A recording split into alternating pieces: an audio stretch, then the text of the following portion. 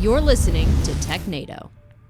Welcome and thanks for joining us for this episode of Technado. Quick reminder, Technado is sponsored by ACI Learning, the folks behind IT Pro, and you can use that code Technado30 for a discount on your IT Pro membership. Stop the timer. New record. There it was. 20 seconds. 20 seconds. Not yeah. bad. I got to beat my time every time. Thank you so much for joining us. We've got some interesting stuff we're going to get into this week. Pull out some Deja news pieces because we do have some updates like Deja on some big stories. But of course, we've got, breaking stuff and everything. And so I'm looking forward to it. How about you? Oh, always a good time. Always a good time. I did have a question for you, though. Okay. Just because it's on my mind. Okay. Get it out of the way. How I randomly got down this rabbit hole, but I thought it would be fun to get your opinion and yours as well. Because maybe you agree or disagree or whatever. Michael Myers versus Jason Voorhees. Who wins in this death battle? Yes. See, I knew you would be like, hey, that's not an easy question to answer now that you say that. So don't be mad at me. I won't be mad. I don't believe Jason Voorhees.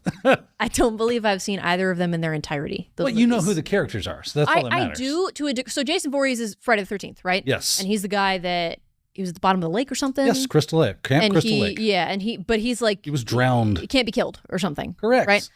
Michael Myers, I thought, attacked Jamie Lee Curtis, the babysitter. It was his sister. Yes. The sister. Okay, yeah. But he was in prison. Correct. So, escapes. Also can't be killed. Okay. Unstoppable force. Do we know the lore object. behind why either of them can't be killed? There is lore behind both of them on what they can and cannot do. The reason I ask, if you haven't seen, there's this... there's like a Jason versus Freddy or something, right? There's a movie, Jason versus Freddy, yes. And I believe that Jason came out on top. But this is Jason versus Michael. This is Jason versus Michael, which has never occurred to my knowledge. I just thought they're such similar characters, and I happened to see the death battle. There is a thing, Boomstick and so, I forget the name of the characters that do that show. Very entertaining. And they do like the science behind who would win. Yeah. And then they make an animation of them fighting. Very entertaining. I won't spoil it for you, so if you want to go watch that, that's my inclination. I want to hear Sophia's take on this. My inclination is to say Jason would win, only because I feel like he's got the advantage of terrain. So we know both of them can operate on land. Yes. I don't know that I've ever seen Michael Myers operate in water, but we know Jason has a hold on that. He's got a handle. So Jason pulls this into the aquasphere. He can get the advantage. He might pull the win due to... I don't know if Michael Myers is capable of home court advantage. I guess if he can't die, he can't be drowned. But saying we don't know how well he moves. I mean, he's got that big jumpsuit on and the big mask. Yeah. I would imagine he fills up with water. I would recommend. Yeah, you should watch that episode. Very interesting and entertaining. I'll watch the movies first. Yeah. And then, especially because I know it's only July, but fall's going to be here before we know it. Actually, it's August as of the day this episode is airing. So happy August. Happy August. Happy almost autumn, I guess. But yeah, it's coming up quick enough that I could watch those movies in preparation for Halloween. That's right. We're almost there.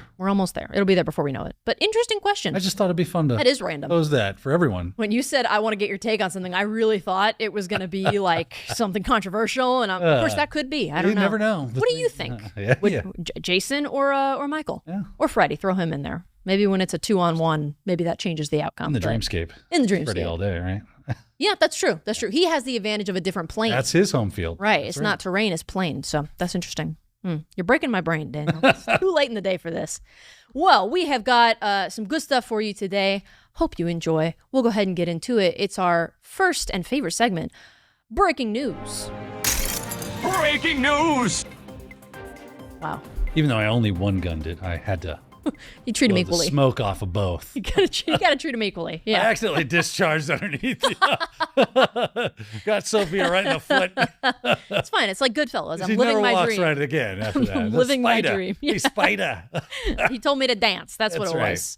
Well, this first one we've got here, we got a couple of some bugs in our breaking news today. Patch now, ServiceNow critical RCE bugs under active exploit, which is always so fun when we have a bug that is currently being exploited.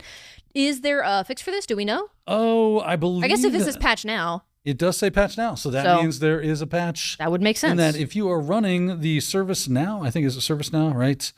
Software. Yeah. Mm-hmm. That you should probably go and make that patch happen because, as Miss Sophia and the article have said, this is actively being exploited in the wild. We got a couple of CVSS scores going on here. We've got this one, CVE 2024-4879, with a CVSS score of 9.3. And then CVE 2024-5217 with a 9.2. if I'm remembering correctly, there's some issues with input in, validation that is allowing for, the bad stuff. We'll call it the bad stuff today because that's the most technical term I can come up with. To be allowed to happen. If I'm not mistaken, there's also some proof of concept code that is out there in the wild. Yep, a public proof of concept exploit was quickly published, paving the way for widespread attacks in the wild. So if you are running ServiceNow, I highly recommend you hit the stop button and go make that patch happen. Well, thank you for that, Daniel. Thank you for that breaking news. Because, 9.3, 9.2, that's nothing to sneeze at as far as that CVSS goes. It's not the only game in town, though. We've also got echo spoofing, which is a massive phishing campaign exploiting Proofpoint's email protection to dispatch millions of perfectly spoofed emails. Perfectly spoofed. Well, at least they meet the standard. That's good. Yeah. So this has been going on, to my understanding, since like January of this year, I think, at least. Yeah, sure. Going on a while. Just a few years ago, this was maybe not as big of a concern. And now they have been launching phishing email campaigns, taking hold of identities like Disney, IBM, and Coca-Cola. Yeah. So the real issue here is that Proofpoint, right? Is it Proofpoint? Is that their? Yeah, Proofpoint, right? They are very popular to be used as for email validation and routing and things of that nature. So it's highly likely that you are hitting a Proofpoint server from time to time when it comes to your email, especially a lot of these larger organizations. This is a long article. There's no way. This is a full-on masterclass on email spoofing. So enjoy. If you're really interested in what's going on here, I do believe that Proofpoint has taken steps to, fix this, triage the problem, and now should not be as much of an issue. But what it does bring up is the fact that we tend to rely on certain protections to keep us safe, and that just because they are there does not necessarily mean that we are safe from those old tried and true attacks like spoofing.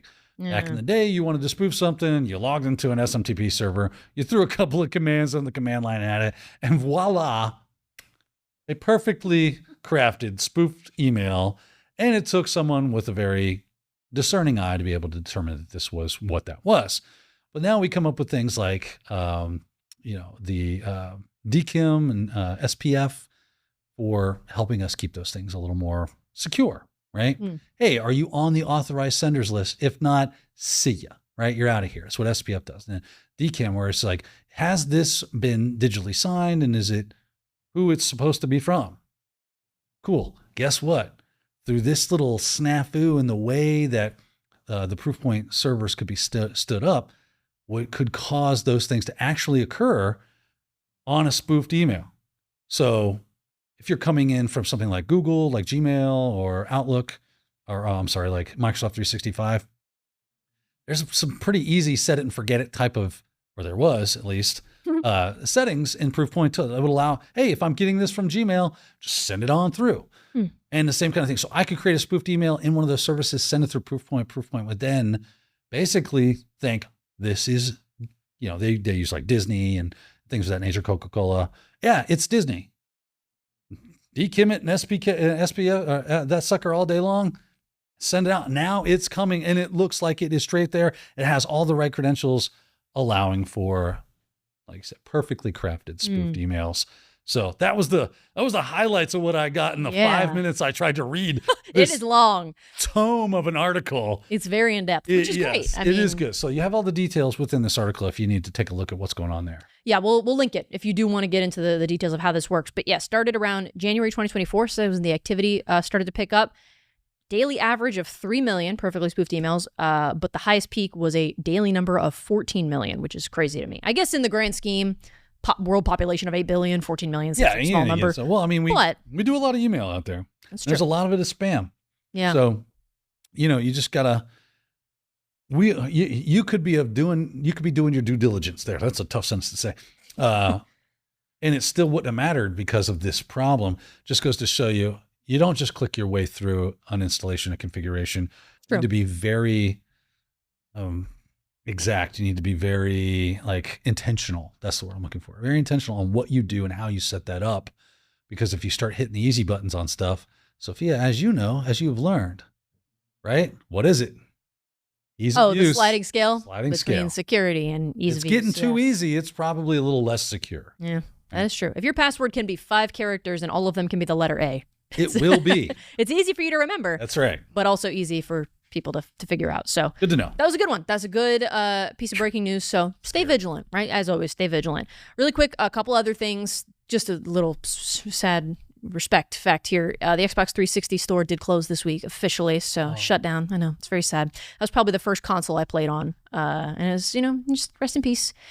I loved the 360, man. It was a great console. Yeah. It was quite enjoyable. I really liked that. Was my the first last console I owned. Really? Yeah. Huh. Like I still have a Wii, but like my last gaming console that I bought and was like, yes, I love this thing. Actively buying games was a 360. It was a beast as far as like the selection of games. Like you could do a lot with the 360. And now it's like, oh yeah, it's very cute. limited. Isn't And that very, cute? yeah, right. Yeah. And you have to get the online code, but then we might actually discontinue that in a year. Like, so it was. Yeah, that sucks, man. It's a sad day. The store's closed. I wouldn't mind having a 360, honestly. There's still, that's a great library of games. Of course, all the Xboxes are backwards compatible, aren't they? I think so for most games. Yeah. Yeah, for most games. So if you do have an Xbox 360, hold it closer today. Or Hold it a little ship tighter. It to Daniel, care of ACI Yeah, send it right to the office. P.O. Box. And then Xbox Ones are having firmware updating issues. A lot of people with Xbox Ones are noticing they can't update their firmware anymore. Really? So, yeah. Microsoft Microsoft what's is... on that? What is it, Series X or whatever it is? What's the new latest one? is either the X or the S, I think. I don't Both. Okay, Christian says both. Both of them. It's hard to keep up. Which one's the top dog? Yeah. Series X. X. Okay, thank you, Christian. Yes. I look up the voices like in our there. head have told us this is the Series X. Look up like it's God speaking to us. It's that. Thank you. You haven't seen it most likely, but in Real Genius, when they got this guy, the character Kent, they put a receiver and a transmitter in his headgear, and they're talking to him in a modulated voice. Kent, I see you, Kent. Jesus. God's God, up there Kent. like the Series X solos. Yes. So a couple pieces of I guess breaking news if you are an Xbox fan. And then Microsoft is also experiencing another outage right now. It's affecting Microsoft 365 and Azure services. It's relatively recent. We're filming this a little bit in advance of the release dates. So maybe as of the time that this episode's being aired, they'll have a fix. But probably this is pretty breaking in that we're not sure about the details yet. Because we got a Teams message about it today. Oh, really? Yeah, you didn't see it from our IT department? Sure, I did. I always check. And they get on to me, say, I don't check my Teams. It was a busy morning. A lot going on, all right? Yes, so that's going on. We'll have to see if there's any updates. And I'll definitely check my Teams a little bit later after this. So that's all I had for breaking news. Breaking news was fun today. Breaking news was fun today. Except for all the horrible things that are happening. Yeah, I mean, like the Xbox 360 officially dying. That is the death. worst. I mean, that's the worst. This is a black day today. Forget phishing emails. Dark times are upon us. Well, you wore black. I didn't prepare. I did. This is my Wild West Hack and Fish shirt. From last year? No, that's year before, right? No, this was last year, right? No, last year was last year was the Hack to the X-Files Future. one. Was it? Yes, it was. Yeah. Right? I Want to Be Leet. That was the last. That's right. That was last year's That's theme. right. That was last year's theme. It's the only one I've been to, so it's hard to forget. Losing my mind. I thought you had a hold on this one's because this year's like what, Space Cowboys or something like that, or Cowboys and they're Aliens? calling it Space Cowboys, but it's really supposed to be Firefly. Oh, okay. Yeah. I haven't seen that one. Due to legal reasons, they cannot officially badge this. They can't afford the copyright. As Okay. that stuff. I'll add Firefly to my list then. On reasons unrelated. Firefly, great show. Yeah? Okay. 14 episodes. Really? All there is. Okay. Right? Yeah. Great show. I started off, if I'll just tell you I remember when it was on TV, but I didn't watch it. So I was like, okay, I was like in the middle of other stuff. Sure. Years down the road, I'm watching rando movies. Friends are like, oh, you got to watch this. You got to watch this. A friend of mine is like, you're going to love this. Serenity. I'm like, okay, cool. Pop it in. As it goes, I'm like, wasn't this a TV show? Yes, it was. And they got their own full length, even though it had one season. So I'm like, oh, I ran out and bought the box set for the show, power watched it, just binged that sucker as fast as I could, and was enamored with the show. Loved it. My friend George, he gets pissed. He's like, one season? Really? This is all we get? Like it really sent him off in a tizzy about that show. But it was so popular, even though it got canceled, that the fans clamored hard enough that the studio was like, if we give you a movie, will you shut up? And they said, it's better than nothing. We'll take it. Oh. And so they did. And they gave him a full movie, and it was great. I'll have to look into it, especially if it's only 14 episodes. I could do that in a weekend. Oh, yeah. There's nothing to it. Yeah, that's easy. Okay. Very entertaining. I will add it to my homework list before we go to Wild Biss, I confess, this year, so that, because I did not understand the X-Files references last year because I'd never seen it. And as I'm watching it, I'm starting to get it. You're still watching X-Files, right? Yeah. I took a pause because I'm watching The Sopranos, too. I just watched Home the other day. Yes. That's the one that was like... Dude, it was, to this day, I've seen it 10 times. It's still that disturbing. Wasn't it's still it like pretty heavily censored because of how disturbing it was? I think it only aired once. Oh, okay. And then it was like if they, like in full, and then the subsequent times that it was aired in syndication, it was censored. Because of how disturbing it was. Yeah, it was a very disturbing episode. I got some work to do then. Yeah. I feel like I get some bonus content every episode, new homework to add to my ever-expanding list. But moving on from our breaking news, getting into our articles for today, this first one, it's our good friend Meta and good old Zuck. Meta removed 63,000 Instagram accounts linked to Nigerian sextortion scams. So in this case, it's a win for Meta, I would say. This was a good thing. Yeah. This was an absolute good thing. I'm glad. Here's what kills me. 63,000 accounts dedicated to the non-fun Meta sextortion scams, right? You're not familiar with this. I don't know how much we can stay and keep this family friendly, but suffice to say, es no bueno. Okay? Not cool, as Nick Cage would say. Not cool. Right? At all. And for that, so that's kind of like was my big takeaway on this article, right? Was that this was a one-time shot and they pulled down 63,000 accounts. How many other accounts? This opens the larger conversation of how much of online activity is people and how much is like scams and bots and bullshit. I'm just saying it, Isn't there like a theory that like in however many years the internet's going to be basically useless because it's going to be just AI and bots talking to each other? Yeah. Yeah. That will be the singularity. Yeah. Where we just become, online is useless for us. Yeah. Because it is controlled by our digital overlords. It says that in this, like you said, 63,000 is a lot, but that just, it makes you wonder, this is just the ones that they took down. Caught, yeah. So how many accounts are there out there that were missed? Because it's hard to catch all of them. It's not like Pokemon. You can't catch them all. It's very difficult. So it does say that in this case, there was this smaller coordinated network that targeted a lot of adult men, but it is referenced later in this article, the Yahoo Boys, which was that group that they targeted a lot of teenagers and kids. And unfortunately, that ends not well a lot. Yeah. Right? Because kids... They blackmail them. Right. And then they're so freaked out about what's getting ready to happen to them. Yeah. Right, that they do things that they self-check out. Yeah, then they shouldn't do that, right? Yeah. That's why I hope they put these people under a prison if they can catch them. Yeah. Right, because that's what you deserve. Like you are the complete worst of the worst. You are right there. I'll just stop because I'm gonna go down a rabbit hole. I don't blame you. Of anger and disgust. I don't blame you. This is one of the things I saw this week about Meta, because I feel like in recent news, a lot of the stuff we've seen about Meta has been like maybe not so great. Like I know they were kind of in some trouble, I think in the UK for they were violating some form of some part of GDPR. Oh yeah, GDPR, yeah. And so I feel like a lot of the stuff I've seen about them recently has been like, oh Meta, what are you doing? Like you're getting yourself in trouble. But I saw like a part of an interview with Mark Zuckerberg over the weekend, and it seems like I don't want to like defame him. Not that he's not normal, but he's got a reputation for a reason, right? I like how you embezzled the fact that he's not normal by saying, I don't want to say he's not normal. But he's got a reputation for a reason. There's jokes, Oh, the whole he's an android or a lizard person. Yeah, because he's a little awkward in his behaviors. But the more like this interview he did, that's in dispute. He's like kind of becoming normal. Like he was talking about how, you hear these people, these tech companies that are like, you could just upload your consciousness into the cloud and and I'm like, that's BS. You can't do that. That's not what makes you a human. It's your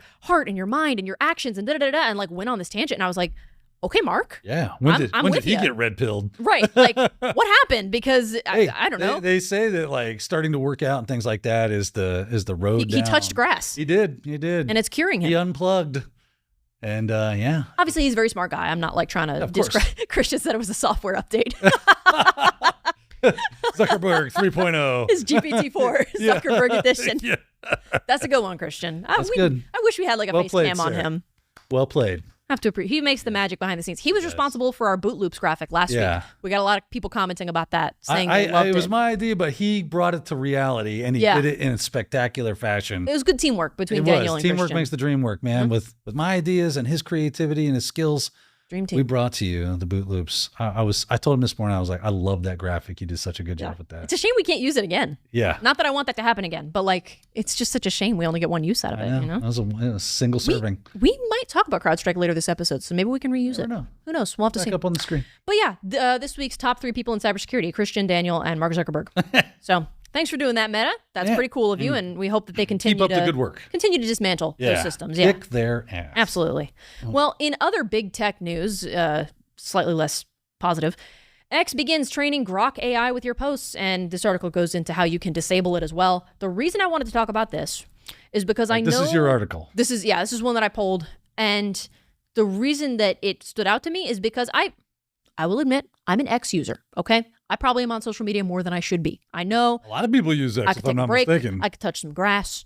I know. And even when it was Twitter, like I was probably on there too much. But, you know, it's fun to scroll. So anyway, laugh it up. Yes, they know. They've got me. They've got me. They're like, if we just make another thing after this, they'll go to it. They'll never leave. And every big tech company, every social media company has their own like AI type thing going on. Obviously, there's ChatGPT. It's part of OpenAI, right? There's that whole thing. Right. But like, Meta AI is a thing. I go to search something on Instagram and it like doesn't take, and it thinks that I'm asking the AI a question, and it opens a chat with the AI, and I'm like, stop it, I don't want to talk to your AI. But in this case, this is Elon Musk's X version. It's called Grok. And this is not like a new thing, having like an AI trained on the input of your users. I think that's part of why Meta was getting in trouble. But in this case, like Instagram's free to use, right? Facebook is free to use. Correct. And the argument was like free as in you don't pay any money. Yes. But like, I thought what it was they were going to offer, like, if you want to pay for like an upgraded version, then we won't use your data, or then you won't get ads and things like that. And it was like, well, that's not really fair. In this case, X is free to use, but Grok you have to pay for. You have to become a premium user to use Grok, but they're scraping your data to train the AI anyway. So they're training the AI that you don't even get to use unless you pay for it. Yeah, it's a little weird. So that to me was like, huh? Like, it's one thing if I pay for the AI and you say, by paying for this, you agree to da-da-da-da. At the end of the day, right? Well, you do. By using the platform, you agreed to the EULA that says Grok gets to scrape your data. That's true. And learn based off of what you post, what you watch, and what you like, and what you do, and how long you stay somewhere, and all the 17 other billion data points that it is looking at. It does seem unfair. And maybe you think that is unfair as well. I mean, I feel like there's probably quite a bit of people out there that might go, yeah, that's a bridge too far. If I am going to give you my data to train it, I want access to the thing so that I can use it.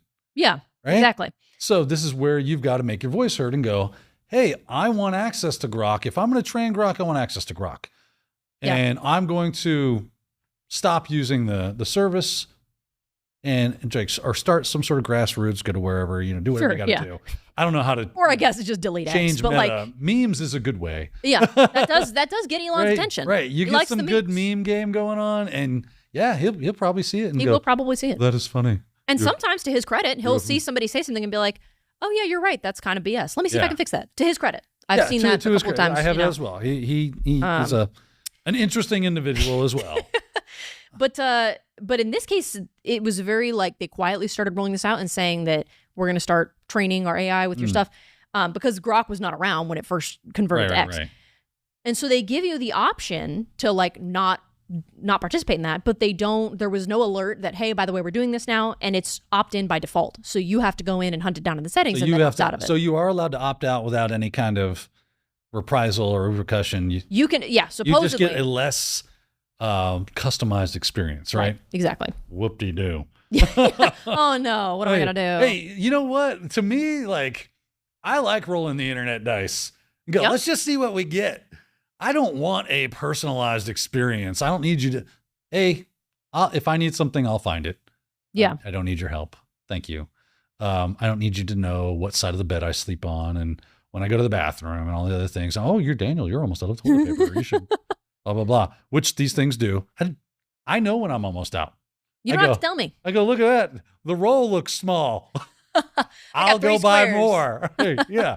Right. This is weird how we're outsourcing these things to robots. All right. Yeah. But if I could go in and just turn this off, then yeah, they probably could have been a little more vocal about it. Or made it's a little sneaky. It's a little sneaky. But I guess that's not sneaky. It's not necessarily. Yeah, maybe you could see this as sneaky. I'm sure like X is not the first platform to do something like this. No. But that doesn't make it right. It's like that's a tu quoque argument, right? I do hate the whole it's opted in by default and you have to opt out. But I guess if they didn't opt people into this by default, who would go in and turn that on purpose? Right. And that's where they should just give you a notification as you log in. Hey, by the way. Hey, we have Grok. You can't move past this until you answer these questions. Yeah. You must scroll and read. But that pisses people off and makes them go, screw it. I'm just going to turn this off. No, you're not. You're going in. If your account's private, which the account I primarily use is private because I don't want people to find me on there. Don't hunt me down. It's my private space, my private personal. I never post. Yeah. I only it's called a sock puppet. Okay. Well, there you go. I only ever repost. No, as in you should get a sock puppet account. Oh, okay. Well, there you go. I only ever repost memes and stuff. So that's part of why I'm I don't want you seeing what I repost. It's stupid. But anyway, if your account's private, Grok can't use it to train. But if your account's public, this is something that you should probably know about. So wanted to mention that. Good to know. Yes. But moving on from our good friends at X and Meta and OpenAI and all of the above, going into our next segment, this is Behind Bars.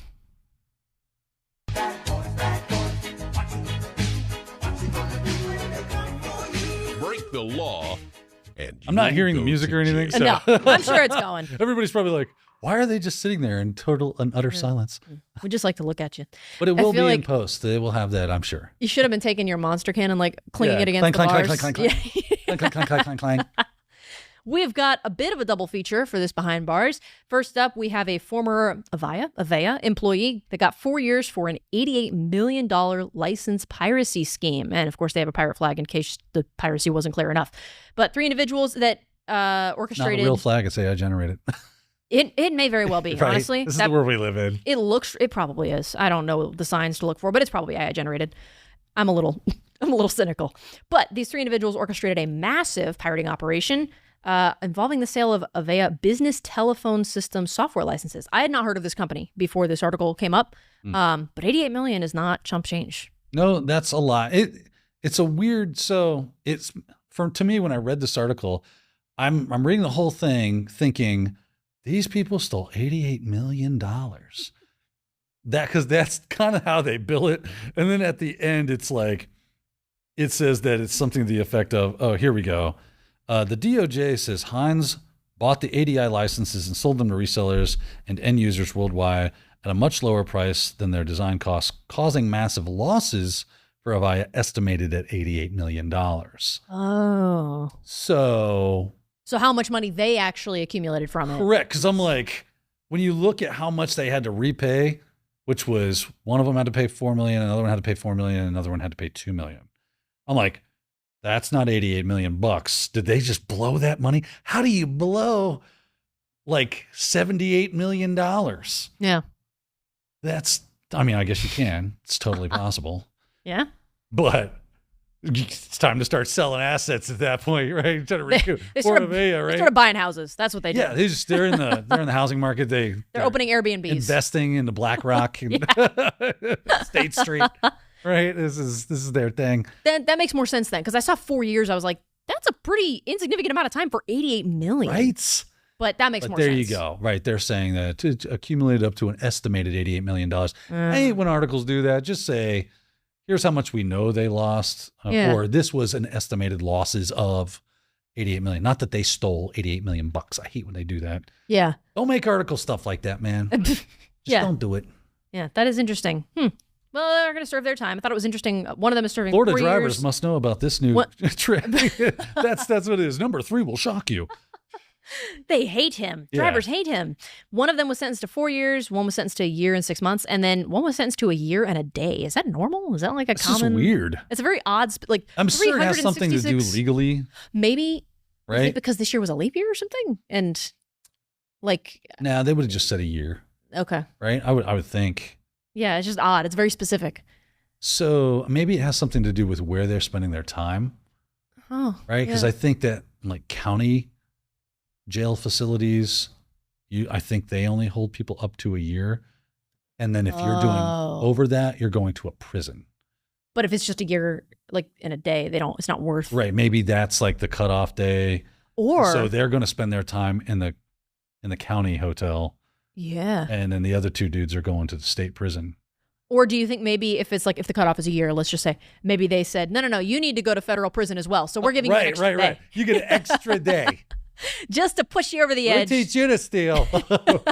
And you are going to have fun there. I mean, he's going to do his time either way. Yeah. Dusty O. Pierce, which is That's a stupid name. I wasn't going to say it. I was going to say, I say stupid. It sounds made up. Yeah, Dusty O. Pierce. Those poor people out there going, my name is Dusty Pierce. He sounds like a prospector. Yeah. Or maybe it might be a woman, actually. I don't know. What are you doing in my you claim jumper? I'm Dusty O. Pierce, and these 88 million are mine. That's right. Or well, the law offices of Dusty O. and Pierce. Yes, absolutely. Well, they are going to do their time for that license piracy scheme. So crime doesn't pay. Crime doesn't pay. I hope not. In other news, and this is also kind of a callback to something we talked about a couple weeks ago, you may remember we discussed a man who was in some trouble for calling in some death threats to one Nintendo. That Japanese man is getting jailed for repeated death and bomb threats that saw multiple Nintendo events canceled, and the judge excoriates. That's a fun word. I was going to say, I've not seen that word in a long time. Selfish motive and persistent and vicious behavior. So this guy, if you don't remember, was really mad that he kept losing, I think it's Splatoon, and every time he would lose, he would get angrier and angrier, and he started calling like Nintendo, or started submitting forms to Nintendo, like complaint forms, basically saying like threatening events and things like that, and didn't follow through on any of them, thank goodness. But they ended up having to cancel a ton of their events. Like they had an event beginning of the year that was supposed to happen, some kind of like, not Nintendo Direct, but something like that. They had to cancel it for the safety of, they couldn't take the chance, right? Yeah. So they argued that like, we lost all this money because we couldn't take the chance. We had to cancel all these events because you were calling in these bogus threats. And there's definitely some weight behind that statement. Yeah, absolutely. So Takemi Kazama, I think is how that's pronounced. He's a 27-year-old dude. He's guilty of intimidation of business by repeatedly posting threats of harm. And he's going to serve some time. Now he has a judge excoriating him. How often do you get to say the word excoriate? Speaking of home, and words you don't say often, cloaca, right? It was used in the X-Files. I was like, that's not something you hear every day. Did you say something earlier this week or last week about trying to put that in an episode? No, I didn't see it until like this week. I was going to say, I heard somebody say that earlier this week. Wow. Yeah, fun. Christian says somebody did, yeah. Did I? Apparently. You just talk about it so often. Listen. Huh.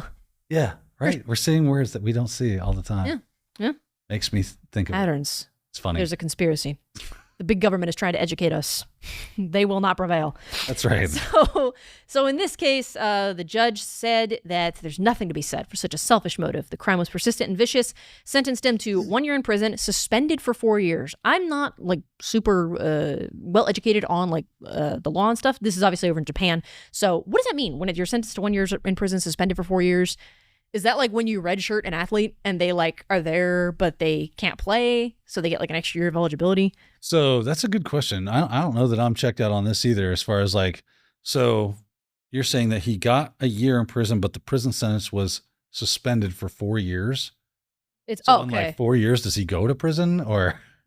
Okay. So if somebody's handed a 5-year sentence with 3 years suspended, they would serve 2 years in prison and then be released facing the conditions. So we're giving you time to prove yourself, basically. Time outside, like with conditions that, okay, you're going to serve 2 years of this time. If you can do this time outside, then you're good.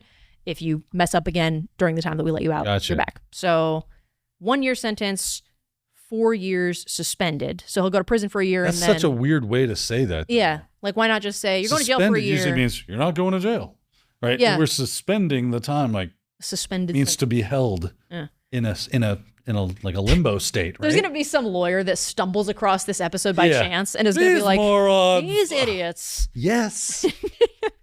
Not a lawyer.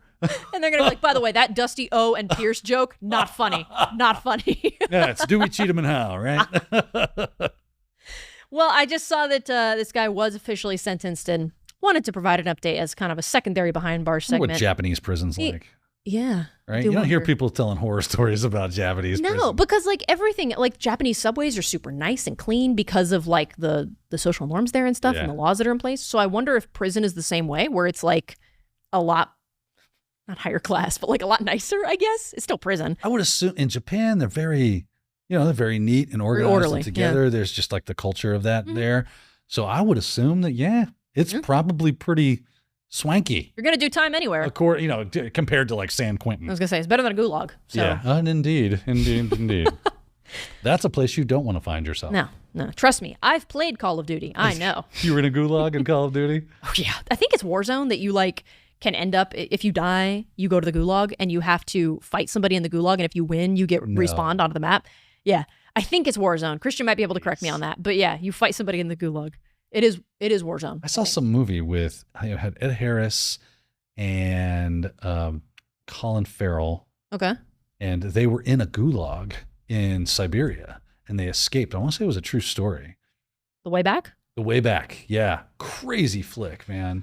Huh. Them escaping and them going. So they basically escape from Siberia, go through Russia into like Mongolia and across the Gobi Desert. And Jeez. Crazy flick. Okay. Interesting. Yeah, it was pretty good, though. It's pretty good. I enjoyed it. Put it on the list. Yeah. Oh, it's got Saoirse Ronan in it. Interesting. Saoirse Ronan. She was in Lady Bird. She was in the new adaptation of Little Women. And I saw Lady Bird. Who did she play in Lady Bird? She was the main girl. She was the daughter. Oh, yeah. Okay. With the pink hair, I think. Yeah. So she was the daughter. She's good. I like her. It's been a while since I've seen that movie. Yeah. I think I only watched it once. It's decent. Yeah. It's decent. That is going to do it for the first half of Technado. We're going to take a break, and I'm going to go get some water. But we've got more on Kaspersky and CrowdStrike and all kinds of fun stuff. So don't go away. More Technado coming up after the break. Anthony, what are we going to be talking about? We are talking about our newest and most excellent Cloud Plus course. This course really does an amazing job of taking the learner from the very fundamental aspects of cloud and then walking them through some of the more advanced topics. They're going to learn about how to secure the cloud, how to optimize the cloud, how to save costs with the cloud. So this is not a course with complete bias to AWS or Google Cloud Platform or Microsoft Azure. We breathe life into this material by doing demonstrations across all of the big three cloud vendors. We have a lot of fun in Cloud Plus, and we know that you will too, so come check it out.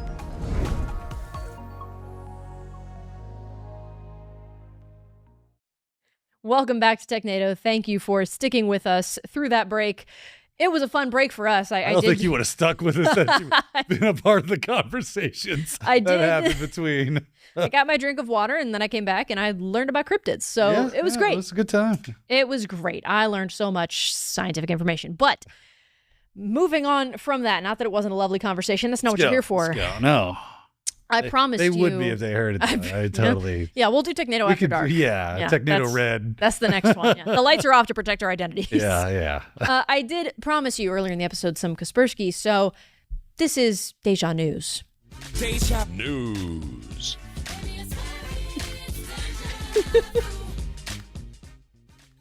Oh, man, y'all cannot hear the masterful rendition of Deja Vu that just came over the loudspeaker.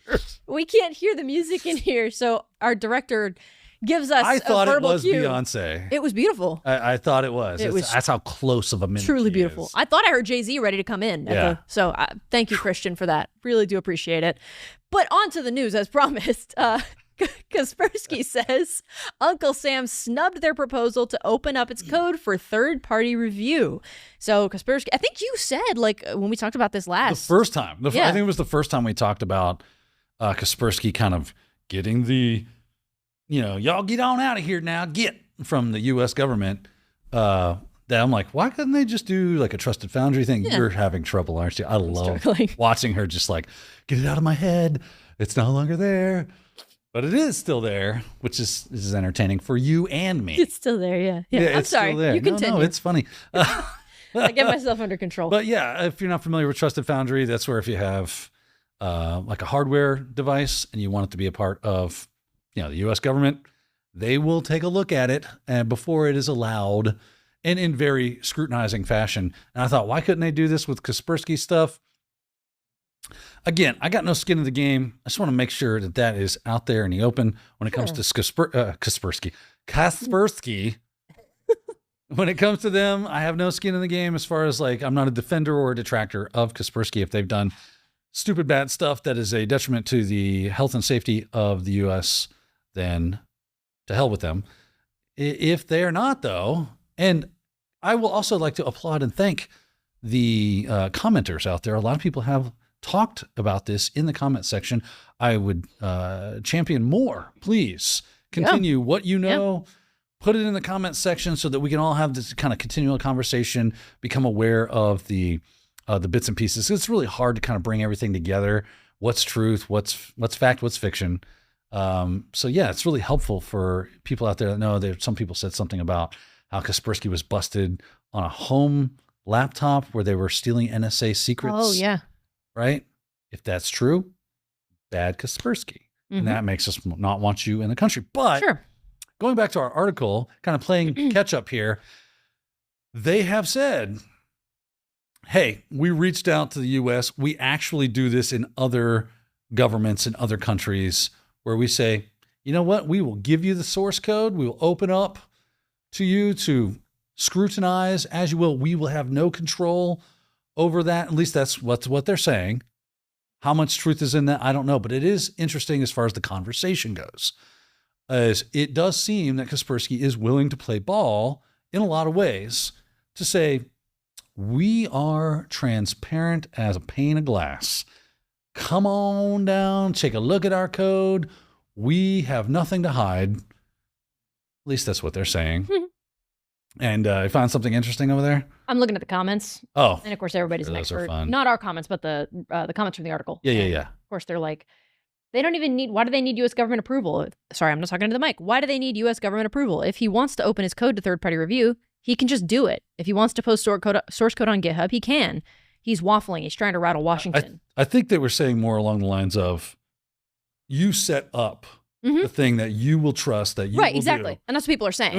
They don't want to open their code to the world. They don't want to make it an open source project. Right. What they're saying is, I want to be able to open the code to the governments specifically to allow them to vet and verify that our code has nothing sneaky and never will have anything sneaky, because you always have access to the updates and to the new code and everything that goes into our product so that you can maintain the idea. If this is all true, taking it at face value, I think that's a big step. Like, that's huge for some organization to say, I'm willing to let you just scrutinize my entire code. And the fact that apparently they're doing it with other countries as well. It's like, this ain't our first rodeo. We do it in Brazil and Saudi Arabia, I believe. Yeah. Right? Because, well, I don't know anything about Brazil's government, but Saudi Arabia has a much more tightly controlled governmental entity. Right? So they were willing to open up for them, and they were willing to open up for you. And correct me if I'm wrong, in the article, they also say that they reached out to the U.S. government to crickets. They received crickets in return. They were snubbed. Yeah, snubbed was the word the article used. Now, it does seem the register is a bit on their side. And I'm not a huge fan when, I don't want to cast any aspersions on the register necessarily, but just the fact that if you are a news outlet, just give me the facts. I don't need your op-eds. Sure. Right? I don't need your opinions in the facts. Just give me the facts. If Kaspersky is doing this, then cite sources, give me the information, allow me to form my own opinion on these things. But I just thought it was worth, the conversation continues.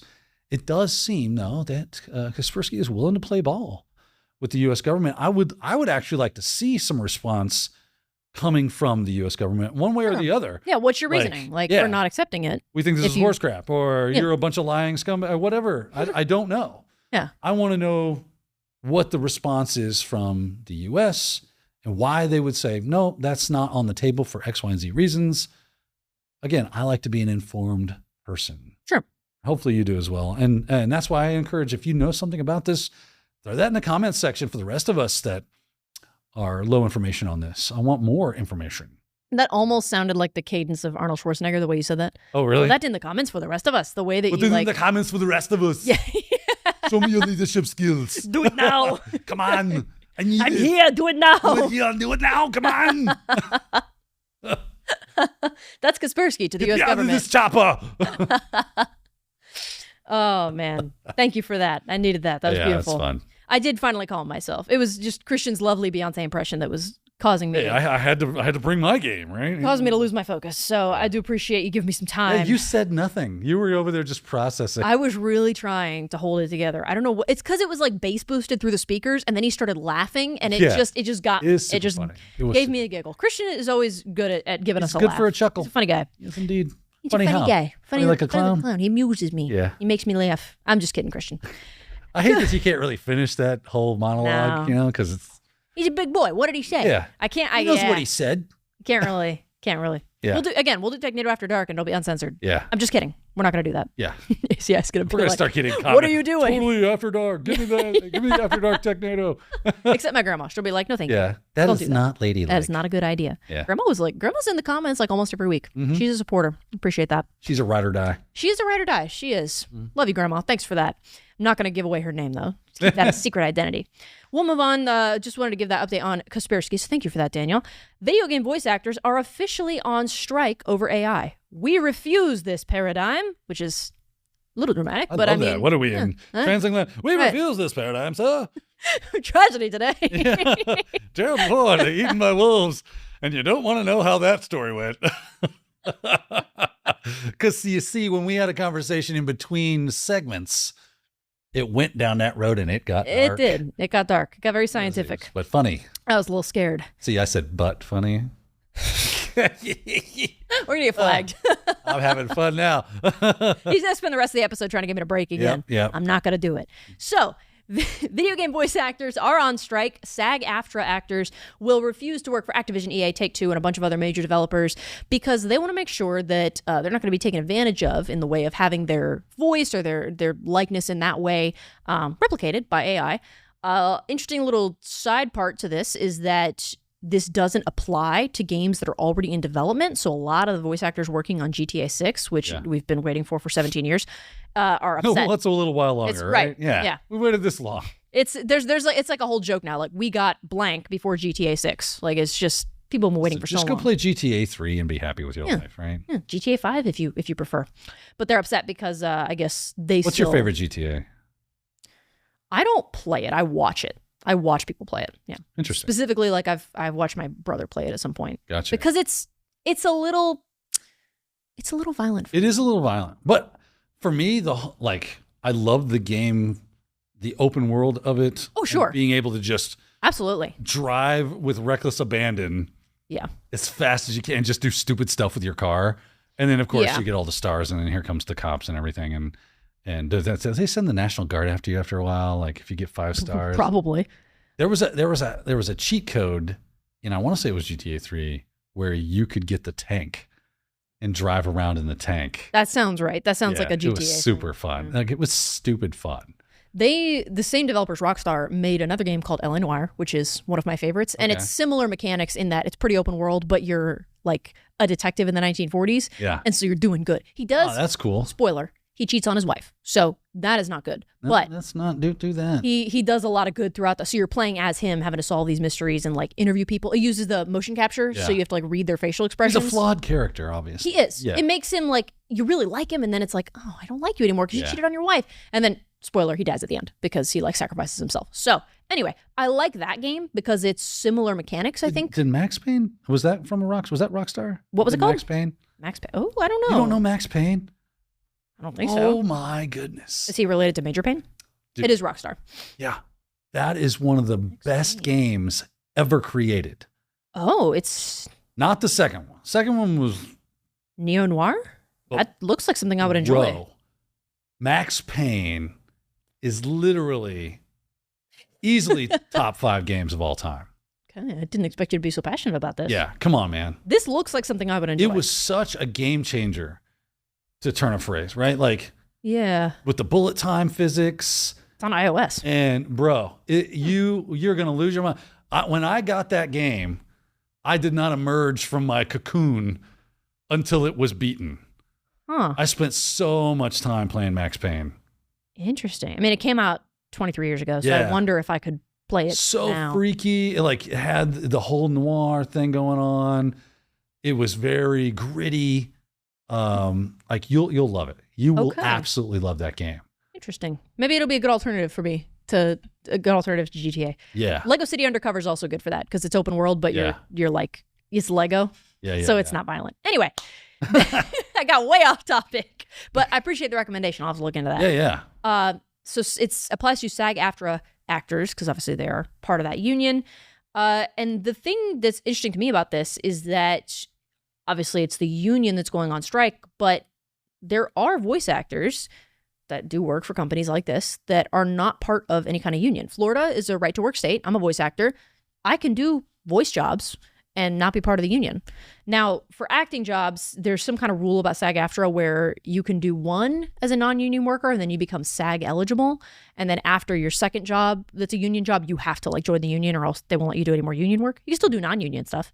But I just wonder if there are enough folks that are non-union that will continue to do the work because they're not really part of this, or if there's enough people that agree with this overall goal of hey, this AI stuff's getting out of control. We need some protections in place to protect our likeness and our voice, that even folks that aren't really part of the strike are willing to participate and boycott almost to a degree. But curious to know what y'all think about this, because I think that when people talk about name, image, and likeness, sometimes people forget that a voice is a part of that. And Daniel brought up a good point. We were talking about this earlier about what does that mean for impersonators? If Nancy Cartwright, the voice of Bart Simpson, right? If she has protections in place that you can't use AI to emulate my voice for Simpsons episodes, well, what if I do a really good Bart Simpson impression? So that's an interesting take on it though, because the Bart Simpson voice is not her voice. That is a voice she puts on. Right. That is a voice she created for The Simpsons. That's true. Yeah. Right? Yeah. So I could see a judge and a jury or whoever going, hey, that's really a character voice, and the character is owned by Fox. True. So they can find... owned by whatever, whoever, right? Yeah. Whereas if it's just Nancy's voice, that's a different story. Yeah. Right? So Nancy owns Nancy's voice. I believe there are actual likenesses, clauses, and stuff in a lot of contracts saying, no, we don't own you. We don't own blah, blah. But if you create a character for us, then that character is owned. Now, where that gets weird is you're obviously playing a character if you're in a movie or whatever. Right. And that character is owned by whatever movie house or television show or whatever the case. Fox Studios or whatever, right. Yeah. But since you're using your own voice, how much of that likeness do they own? Yeah. And can they use it to then create? That's where it gets weird, right? Because working here, I know there's a certain, if I'm in videos on ACIlearning.com and it's in our library, I can't say, well, that's me. You need to take it down because I don't work there anymore. They own that. That's their content that they own. Does that also apply to my voice? Can they take clips of me talking? What if let's say they take the character, right? Because obviously if you played a character. Sure.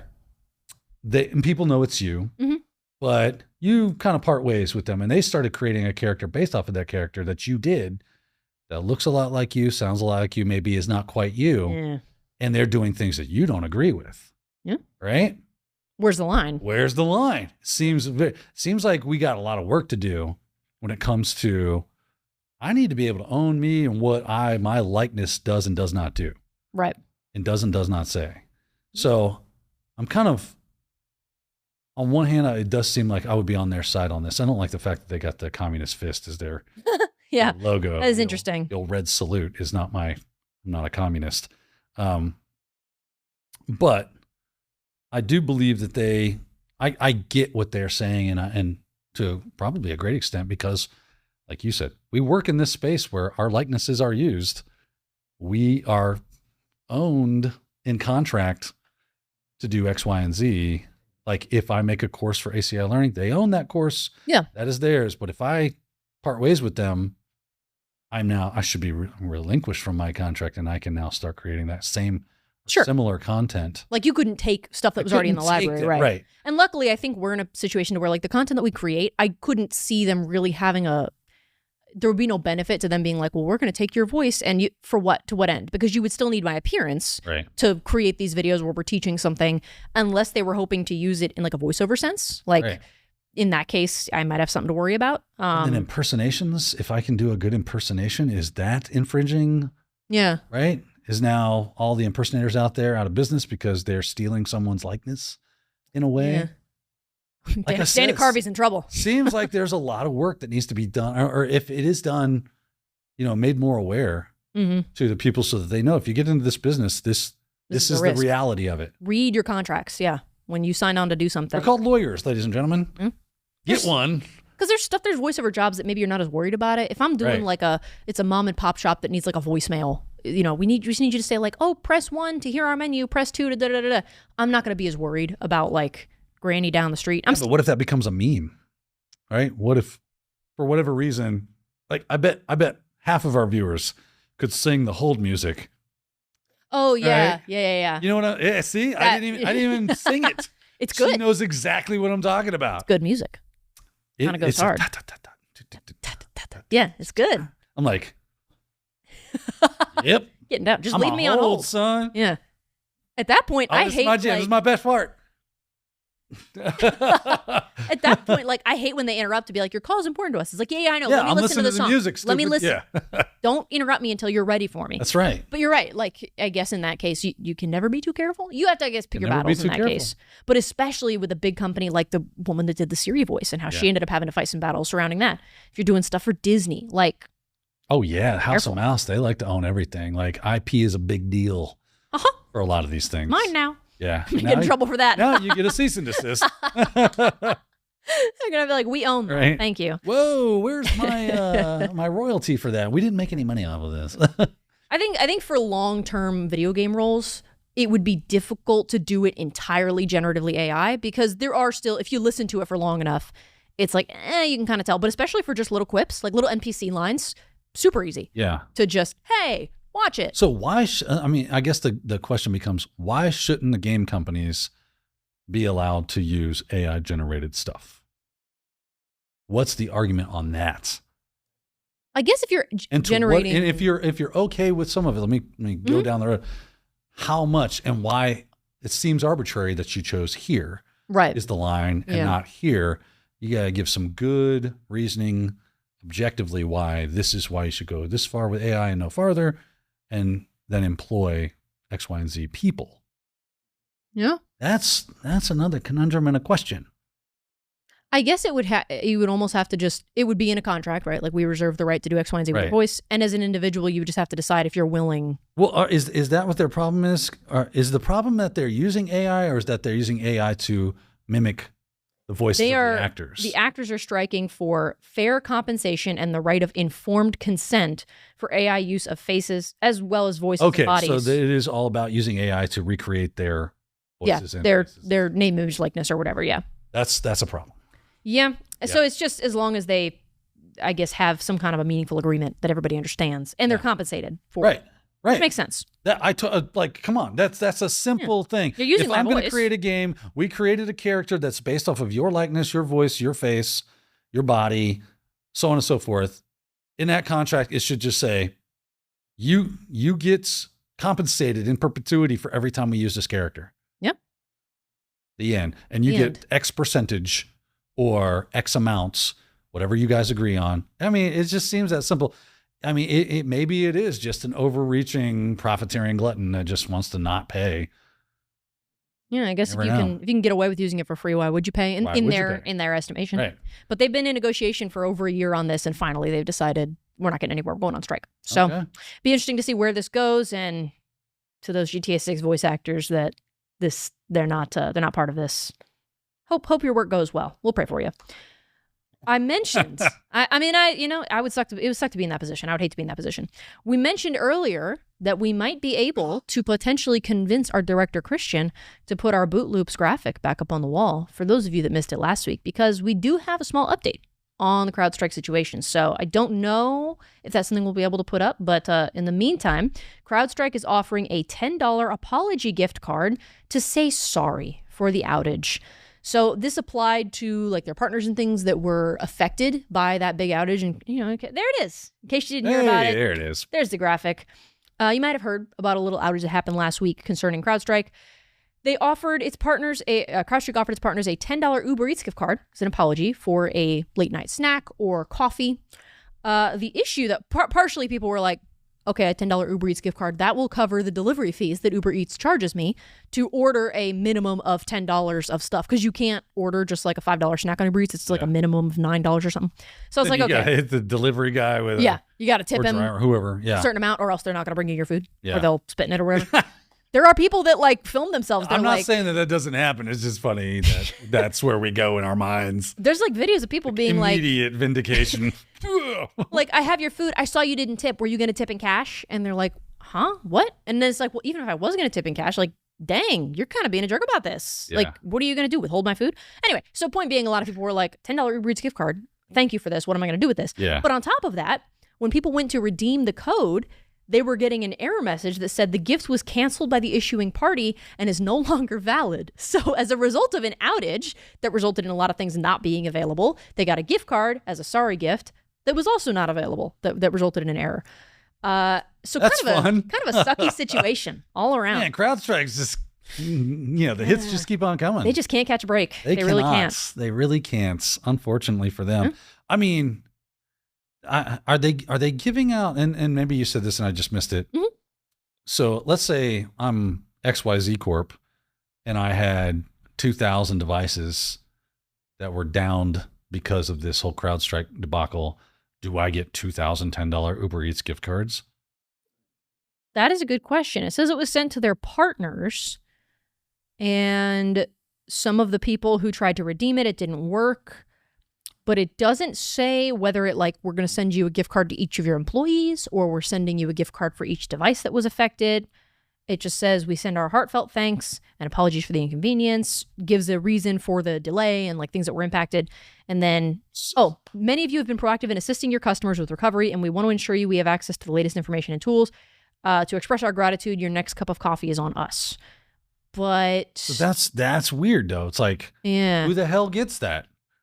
Who is it that gets it? Is it people that are proactively being helpful? Like you randomly, if they saw you on the interwebs being like, hey, here's how to help your CrowdStrike issue. Like, is it the IT teams at these companies, or is it just the CSO gets one and that's it?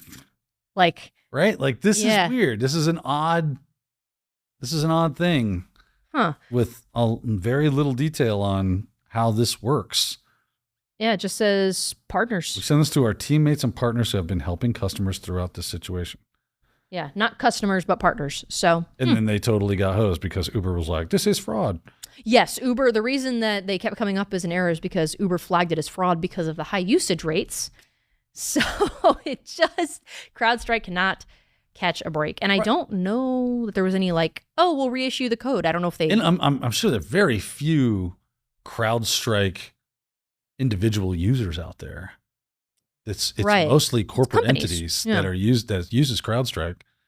So I would assume they're sending these $10 gift cards to these corporate people. Yeah, but that's a good question. If there was a team of 10 in this corporation that was working on this stuff, and what I love about TechCrunch, the detail and information that they give you in their articles. Well, yeah, I'm looking at it's not ambiguous at all. And other sources, and it just says partners. Define partners. Right, yeah.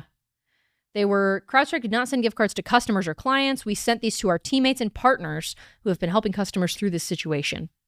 But other than that, no specifics. So if you happen to know, for whatever reason, maybe you work at CrowdStrike, let us know. Jump in the comments section. And if you do, we are so sorry. And we hope that we know that you're having a real piss poor week. If you need anything, you reach out. Help is on the way. I mean, we won't send it. But.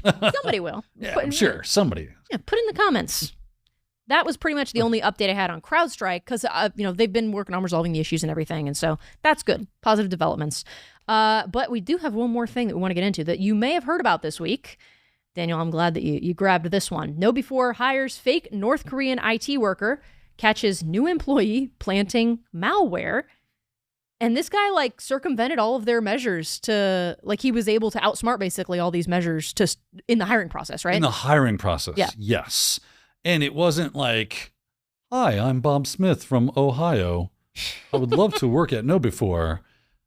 If you read the article, this individual was very crafty, used every single trick in the book, and maybe even more, to create a hireable character for the purposes of delivering malware into the KnowBe4 environments.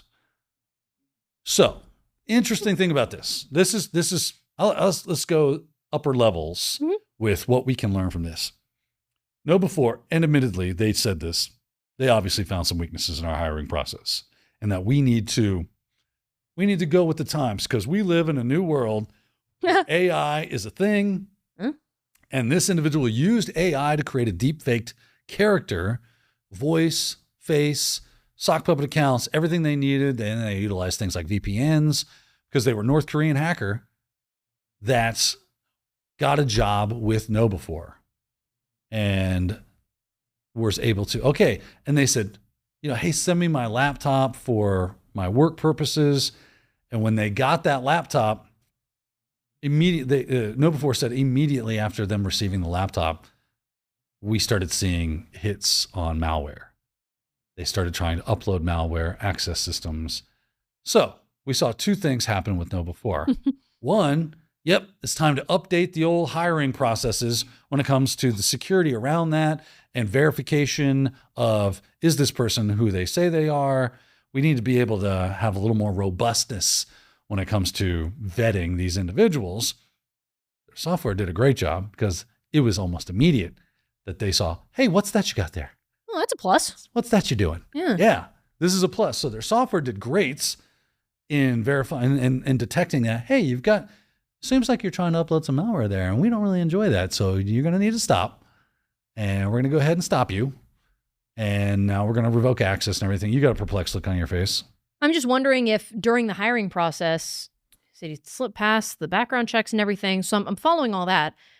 But usually, even if you're remote, isn't there some kind of an interview as far as like audio or video? So how did they not? They did a deep fake, if I'm not mistaken. Even on their voice? On voice. Oh. And maybe even visual, like he created a deep fake face I think, with an AI generated person.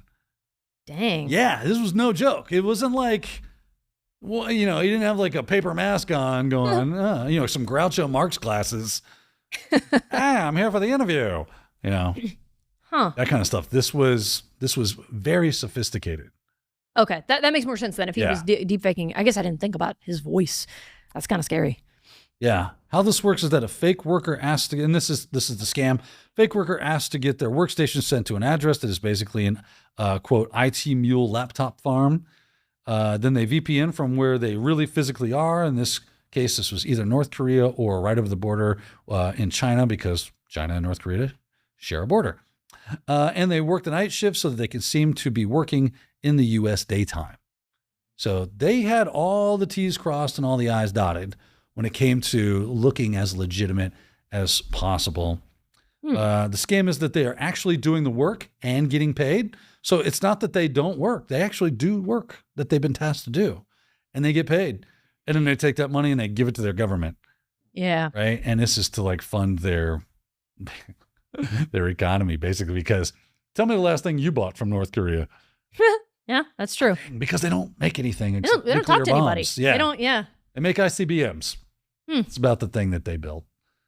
I think, if I'm not mistaken, I found the picture of like the original versus the one that he submitted to HR. Oh, yeah? Deepfake. I'm pretty sure. See it. So, it was a stock photo that he used. So this was the stock photo, and then this was the enhanced one that was submitted. Excellent. So it's pretty convincing. I guess maybe if you looked real close, but it also could just be like, oh, it's not a very good quality picture, Right. I've seen some pretty crap pictures on like LinkedIn profiles. It's not like he's got like an extra finger or something that would give away it's a little weird. You leave fingers out of this, stupid AI. Right. And then even if it was like a sixth finger, it'd be like, hey, I was going that way. You can't. If you show a finger, I will delete your AI. Wow. That's I don't want pretty Will scary. Smith eating spaghetti in this. Huh?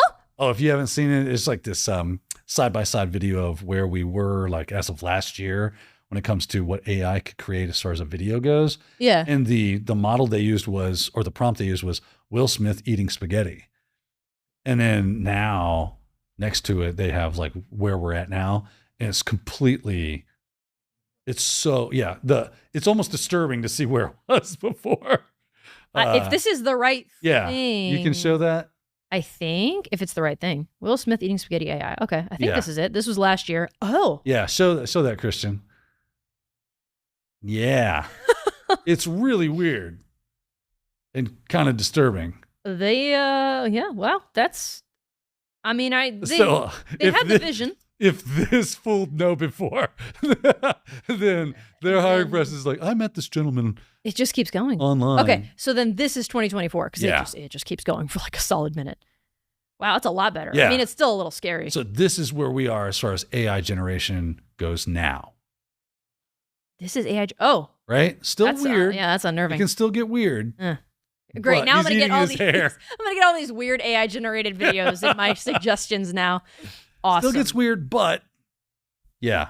That Much is better. kind of. I'm glad that Know caught this, and it's great that their software is good enough that Yeah. like I mean, Good for them. that they were able to catch it early. But good thing to be aware of, especially if you're hiring. Yeah, Know CEO warned that the unidentified North Korean operative showed a, quote, high level of sophistication in creating a believable cover identity, exploiting weaknesses in the hiring and background check process, and attempting to establish a foothold within the company. They just weren't good enough. Know smashed you. Good job. Well, hopefully they've learned, right? This is how you learn. They'll do some like security, Try that some again.